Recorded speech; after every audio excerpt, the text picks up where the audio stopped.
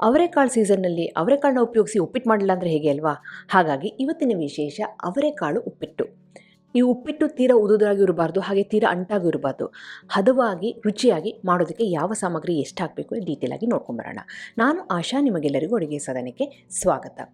ಈ ಅವರೆಕಾಳು ಉಪ್ಪಿಟ್ಟು ಮಾಡೋದಕ್ಕೆ ಮೊದಲು ನಾನಲ್ಲಿ ಒಂದು ಪಾತ್ರೆಯಲ್ಲಿ ಅವರೆಕಾಳನ್ನ ಬೇಯಿಸ್ಕೋಬೇಕಾಗುತ್ತೆ. ಅದಕ್ಕೋಸ್ಕರ ನೀರನ್ನು ಮೆಷರ್ ಮಾಡಿಕೊಂಡೇ ಸೇರಿಸ್ಕೊಳ್ತಾ ಇದ್ದೀನಿ. ಈ ಕಪ್ಪಿನಲ್ಲಿ 1 ಕಪ್ಪು ರವೆ ತೊಗೊಳೋದ್ರಿಂದ 3 ಕಪ್ಪಿನಷ್ಟು ನೀರನ್ನ ಸೇರಿಸ್ಕೊಳ್ತಾ ಇದ್ದೀನಿ. ಇದೇ ನೀರನ್ನು ನಾನು ಉಪ್ಪಿಟ್ಟಿಗೆ ಹಾಕಿ ಬೇಯಿಸೋದು.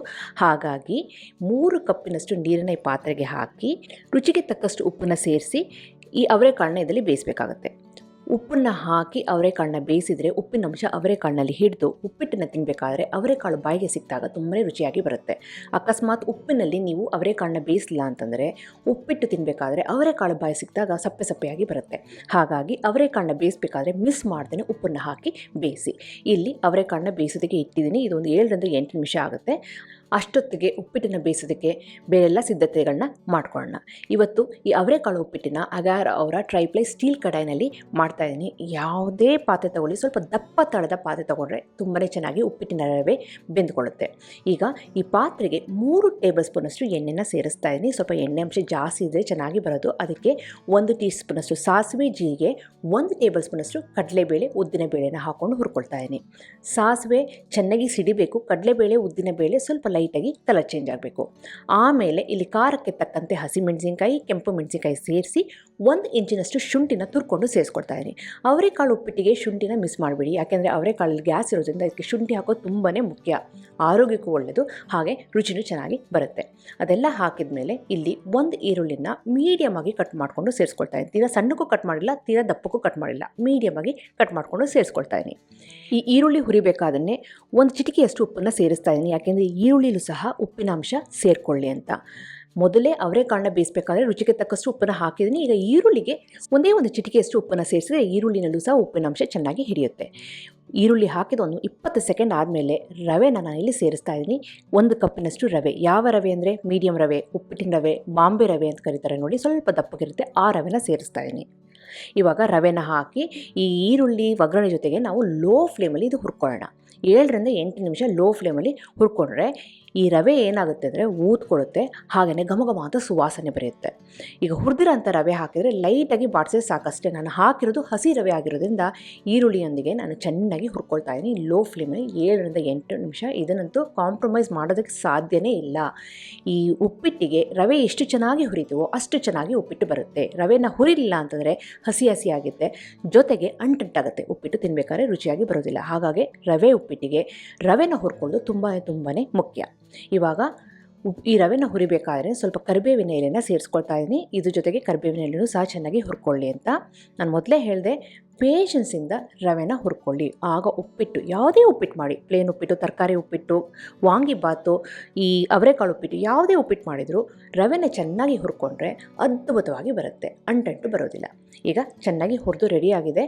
ಈ ರವೆ ನೀವು ನೋಡ್ತಿರ್ಬೋದು, ಸ್ವಲ್ಪ ಉದುದ್ರಾಗಿದೆ, ಸ್ವಲ್ಪ ದಪ್ಪಕ್ಕಾಗಿದೆ, ಸ್ವಲ್ಪ ಲೈಟಾಗಿ ಕಲರ್ ಚೇಂಜ್ ಆಗಿದೆ, ಹಾಗೆಯೇ ಘಮ ಘಮ ಅಂತ ಸುವಾಸನೆ ಬರ್ತಾಯಿದೆ. ಈಗ ರೆಡಿ ಆಗಿದೆ ಅಂತ. ಸ್ಟೇಜ್ನಲ್ಲಿ ಮಾತ್ರ ನಾವು ಟೊಮೆಟೊ ಹಣ್ಣನ್ನು ಸೇರಿಸಬೇಕು. ಮೊದಲೇ ಟೊಮೆಟೊ ಹಣ್ಣನ್ನು ಸೇರಿಸ್ಬಿಟ್ರೆ ರವೆ ಸರಿಯಾಗಿ ಹುರಿಯೋದಕ್ಕೆ ಸಾಧ್ಯ ಇಲ್ಲ. ಹಾಗಾಗಿ ಒಂದು ಸಾರಿ ರವೆನ ಚೆನ್ನಾಗಿ ಈರುಳ್ಳಿಯೊಂದಿಗೆ ಒಗ್ಗರಣೆಯೊಂದಿಗೆ ಹುರಿದು ರವೆ ರೆಡಿ ಆಗಿದೆ ಅಂದಾಗ ಟೊಮೆಟೊ ಹಣ್ಣನ್ನು ಹಾಕಿ ಒಂದು 20 ಸೆಕೆಂಡು ಕೈ ಆಡಿಸಿದ್ರೆ ಸಾಕಷ್ಟೇ. ಇವಾಗ ನಾವು ಬೆಂದಿರೋ ಅಂಥ ಅವರೆಕಾಳನ್ನ ಸೇರಿಸಬೇಕಾಗತ್ತೆ. ಈ ಸೈಡಿನಲ್ಲಿ ಅವರೆಕಾಳು ಸಹ ಚೆನ್ನಾಗಿ ಬೆಂದಿದೆ. ಒಂದು 7ರಿಂದ 8 ನಿಮಿಷ ತೊಗೊಳುತ್ತೆ ಈ ಅವರೆಕಾಳು ಬೇಯೋದಕ್ಕೆ. ಸಾಧ್ಯವಾದಷ್ಟು ಸ್ವಲ್ಪ ಎಳೆ ಅವರೆಕಾಳನ್ನ ತೊಗೊಳ್ಳಿ, ತುಂಬಾ ಚೆನ್ನಾಗಿ ಬರುತ್ತೆ. ಬಲ್ತಿರೋಂಥ ಅವರೆಕಾಳನ್ನು ಹಾಕಿದರೆ ಉಪ್ಪಿಟ್ಟು ಅಷ್ಟು ರುಚಿಯಾಗಿ ಬರೋದಿಲ್ಲ. ಈಗ ಎಳೆ ಅವರೆಕಾಳನ್ನ ಹಾಕಿ ನೀರಿನಲ್ಲಿ ಚೆನ್ನಾಗಿ ಕುದಿಸಿ ಬೇಯಿಸ್ಕೊಂಡಿದ್ದೀನಿ. ಉಪ್ಪಿನಂಶನೂ ಚೆನ್ನಾಗಿ ಹಿಡಿದಿದೆ. ಇವಾಗ ಆ ನೀರಿನ ಸಮೇತ, ಕುದಿತಿರೋಂಥ ನೀರಿನ ಸಮೇತ ನಾನು ಅವರೆಕಾಳನ್ನ ಸೇರಿಸ್ತಾ ಇದ್ದೀನಿ.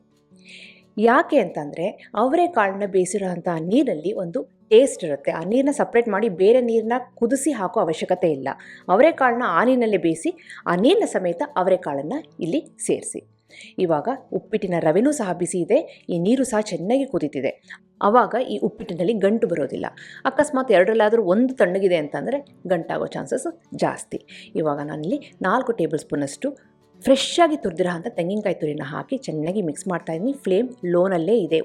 ಈ ಅವರೆಕಾಳನ್ನ ಬೇಯಿಸಬೇಕಾದ್ರೆ ನಾವು ಉಪ್ಪನ್ನು ಸೇರಿಸಿರೋದ್ರಿಂದ ಮತ್ತೆ ನಾನು ಉಪ್ಪನ್ನು ಸೇರಿಸಿಲ್ಲ. ಸ್ವಲ್ಪ ಈರುಳ್ಳಿಗೆ ಒಂದು ಚಿಟಿಕೆಯಷ್ಟು ಉಪ್ಪನ್ನು ಮಾತ್ರ ಸೇರಿಸಿದ್ದೆ.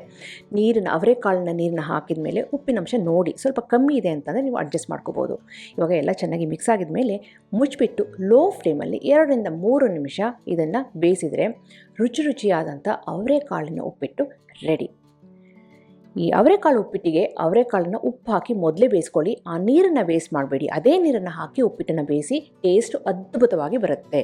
ಈಗ ಲಾಸ್ಟಿಗೆ ಕೊತ್ತಂಬರಿ ಎಲೆನ ಹಾಕಿ 1 ಸ್ಪೂನಷ್ಟು ತುಪ್ಪನ ಸೇರಿಸ್ತಾ ಇದ್ದೀನಿ. ನಿಮಗೆ ಸ್ವಲ್ಪ ಹುಳಿ ಅಂಶ ಜಾಸ್ತಿ ಬೇಕು ಅಂದರೆ ಈ ಹಂತದಲ್ಲಿ ಒಂದು ಅರ್ಧ ನಿಂಬೆಹಣ್ಣಿನ ರಸನೂ ಸಹ ಸೇರಿಸ್ಬೋದು. ನಾನಿವತ್ತು ಟೊಮೆಟೊ ಹಾಕಿರೋದ್ರಿಂದ ಅಷ್ಟೇ ಹುಳಿ ಸಾಕು ಅಂತ ನಾನು ಮತ್ತೆ ನಿಂಬೆ ರಸನ ಸೇರಿಸಿಲ್ಲ. ಈಗ ಮಿಕ್ಸ್ ಮಾಡ್ತಾಯಿದ್ದೀನಿ. ಬಿಸಿಯಾದಂಥ ಅವರೆಕಾಳಿನ ಉಪ್ಪಿಟ್ಟು ರೆಡಿಯಾಗಿದೆ. ಈ ಸೀಸನಲ್ಲಂತೂ ಅವರೆಕಾಳನ್ನ ಹಾಕಿ ಉಪ್ಪಿಟ್ಟು ಮಾಡಲ್ಲ ಅಂದರೆ ಹೇಗಲ್ವಾ? ಅದು ಈ ಚಳಿಗೆ ಬಿಸಿ ಉಪ್ಪಿಟ್ಟನ್ನು ತಿಂತಾಯಿದ್ರಂತೂ ಅದ್ಭುತವಾಗಿರುತ್ತೆ.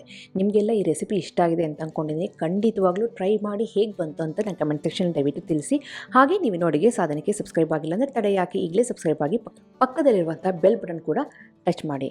ನಿಮಗೆ ವಿಡಿಯೋ ಇಷ್ಟ ಆಯಿತು ಅಂದರೆ ಫ್ರೆಂಡ್ಸ್ ಆ್ಯಂಡ್ ಫ್ಯಾಮಿಲಿ ಜೊತೆ ಶೇರ್ ಮಾಡಿ, ವಾಟ್ಸಪ್ಪಲ್ಲಿ ಶೇರ್ ಮಾಡಿ. ಮತ್ತೊಂದು ಇಂಟ್ರೆಸ್ಟಿಂಗ್ ರೆಸಿಪಿಯೊಂದಿಗೆ ಭೇಟಿ ಆಗ್ತೇನೆ. ಎಲ್ಲವರೆಗೆ thank you. Bye see you.